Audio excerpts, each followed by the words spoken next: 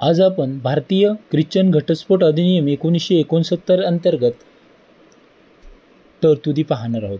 प्रस्तावना. भारतीय घटस्फोट अधिनियम 1969 हा भारतातील वैयक्तिक कायद्यांपैकी एक आहे, जो ख्रिश्चनांवर नियंत्रण करतो. वैयक्तिक कायदे वेगवेगळ्या धर्मांना लागू असून घटस्फोट अधिनियम हा महत्त्वाचा आहे. त्यातील तरतुदी पुढील प्रमाणे. पहिलं, विवाह विसर्जनाची कारणे. भारतीय घटस्फोट दुरुस्ती अधिनियम 2001च्या प्रारंभापूर्वी किंवा त्यानंतर संपन्न झालेला कोणताही विवाह असो, एकतर पती किंवा पत्नीने जिल्हा न्यायालयाकडे अर्ज सादर केल्यानंतर पुढील कारणावरून विसर्जित करण्यात येईल. पहिलं कारण. विवाह विसर्जनाची कारणे पुढील प्रमाणे. त्यातलं पहिलं कारण, विवाह पार पडल्यानंतर दुसऱ्या पक्षकाराने विवाहाच्या पूर्ततेसाठी नकार दिल्यास. दुसरं कारण, विवाहाच्या वेळी ती किंवा तो मानसिक स्थितीत असंतुलित असल्यामुळे व समोरच्या व्यक्तीला त्या स्थितीची जाणीव नसेल किंवा त्या गोष्टीचे अज्ञान असेल तर तेही एक कारण असेल. तिसरं कारण, विवाहावेळी पत्नी ही पतीव्यतिरिक्त अन्य कोणत्याही व्यक्तीकडून गर्भवती असल्यास. चौथं कारण, विवाह पार पडल्यानंतर प्रतिवादीस क्रूरपणे वागणूक दिली किंवा सतत बलात्कार करणे किंवा दुसरे लग्न करण्याची धमकी देणे किंवा पाशविकृती करणे. त्यानंतर पाचवं कारण, विवाह पार पडल्यानंतर प्रतिवादी स्वइच्छेने गंभीर जखमी केले किंवा वादीस गुप्तरोगाची लागण केली किंवा कुष्ठरोगाची लागण केलेली असेल तर.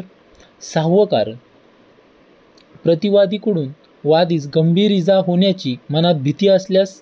सातवं कारण, प्रतिवादी भारतीय दंडसंहिता 1960 नुसार केलेल्या गुन्ह्यानुसार 7 वर्षे किंवा अधिक कालावधीसाठी तुरुंगाची शिक्षा भोगत असल्यास. आठवं कारण, प्रतिवादीने वादीस 2 वर्षापासून परित्याग केल्यामुळे. 9वं कारण, दुसऱ्या धर्माचा स्वीकार केला व ख्रिश्चन धर्माचा त्याग केला. 10वं कारण, प्रतिवादी 7 वर्षापेक्षा जास्त कालावधीपासून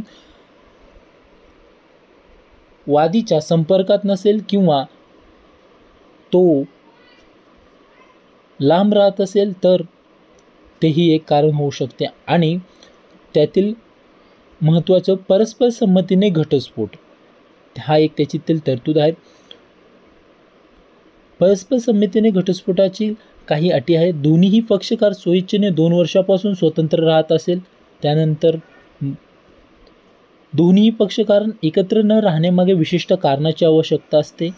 त्यानंतर दोघांनीही विवाह विसर्जनाची संमती दिलेली असेल आणि त्यानंतर कोर्टाकडे दोघांनीही घटस्फोटासाठी अर्ज करावा. कोर्ट त्यांना विनंती अर्जानंतर 6 महिन्याचा वेळ देते. त्यानंतर घटस्फोट केला जातो.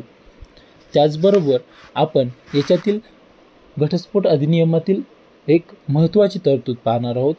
ख्रिश्चन विवाह शून्यतेची कारणे किंवा त्यालाच रद्दबादल असेही म्हणतात. तर कलम 18 ते 21 मध्ये ख्रिश्चन विवाह शून्यतेची कारणे किंवा रद्दबादलतेची कारणे दिलेली आहेत. कलम 18 मध्ये कोणताही पती किंवा पत्नी विवाह अवैध असल्याचे जाहीर होण्याकरिता जिल्हा न्यायालयाकडे किंवा उच्च न्यायालयाकडे अर्ज करू शकतो. कलम 19 या कलमामध्ये विवाह शून्यतेची कारणे दिलेली आहेत. विवाहाच्या वेळी आणि अर्ज दाखल करतेवेळी प्रतिवादी नपुंसक असेल. दुसरं कारण, विवाहामधील पक्षकार रक्तसंबंधामुळे किंवा सजातीय नातेसंबंधामुळे विवाहसंबंध निषिद्ध गटातील आहेत.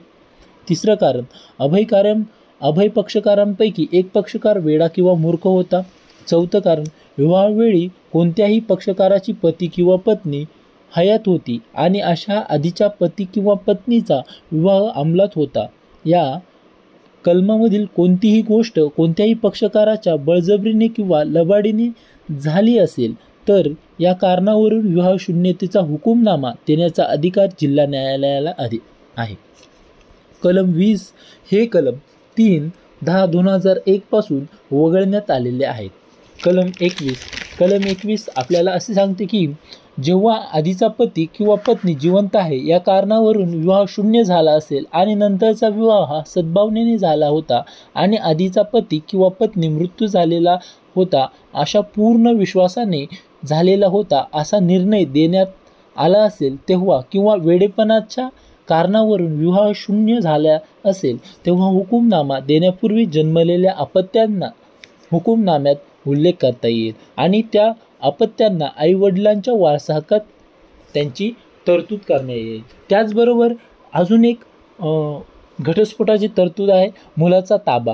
कलम 41 अंतर्गत मुलाच्या ताब्यासाठी आदेश देण्याचे अधिकार न्यायालयाला आहे.